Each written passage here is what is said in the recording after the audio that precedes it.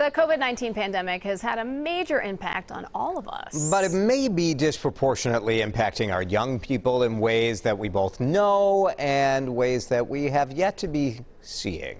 So glad to have Dr. Corey Yeager back with us on Mid-Morning. Corey, it's been a while. Nice to have you with us. Yeah, that's been a while. Good to be with you. Good to see you both. But at least That's right. Yes, at least virtually, right? Let's talk about how pandemic can have this kind of collective impact on our mental health. Yeah, one of the things that we know is once we begin to move through traumatic experiences, because that's kind of what we're in the midst of. It's a globalized pandemic, so the globalized impact of what we feel as we begin to experience that trauma. There could be lasting effects that we know will happen. One of the things that we also know is that when you're going through the midst of trauma, sometimes it may not feel like it. So it could feel like it's just different, kind of a new normal, but that impact can be traumatic, and it can be, you can feel it for many years to come. So that is something that I think is a lot of scary for parents out there whose kids are not in school, whose parents are trying to help them learn, who are struggling with it a lot of times. And you say there could be a long-term impact. What kind of impact could we see on our kids? Well, I think there's a ton of different things that could occur. There could be physiological or physical impacts that we may not see for a number of years, and those can be rooted in psychological traumatic struggle. You could find things, and we'll look for a cohort, what we call a cohort effect, is that the cohort, that group of young people that went through all this process all together in that same age group, we'll start to look for. It doesn't mean we'll see it, but we may look for increased anxiety or stress as they become older.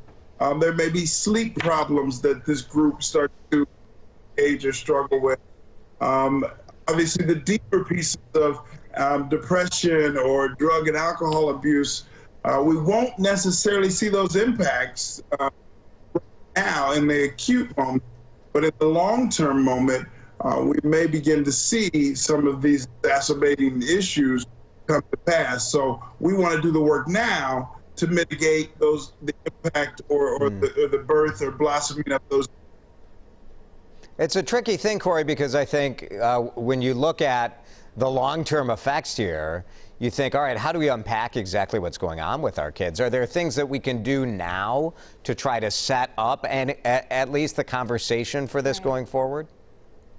Yeah, so a couple of things that we can do, Jason. They're simple. Obviously, we're getting a lot of family time now. We're getting lots of time with the young people, children in our lives, significant others. So what we should do simply is be curious and ask our kids, how you doing? I know we've talked briefly, and we might have talked to kids early on when school was being shut down, and we might say, hey, it's going to be okay, but then we fall into our regular rhythm, and we may forget to revisit that conversation in our lives, to check in and ask and be curious about how they're doing, especially being pulled away from their friend group.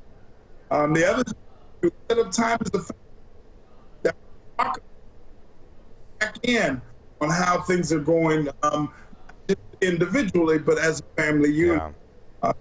There's some things, and when we do that family time, Jason, one thing I think, Corey, we hate to cut you off, but we're having a little trouble there with the Skype audio, hearing you there. So we're going to leave it there, but we appreciate the feedback and that idea of just checking in, setting up time to talk as a family without technology, and giving a lot of grace to those kids is so important. Nice to see you. Thank you, Corey. Really nice to see you, Corey. Hey, take care. Thank you.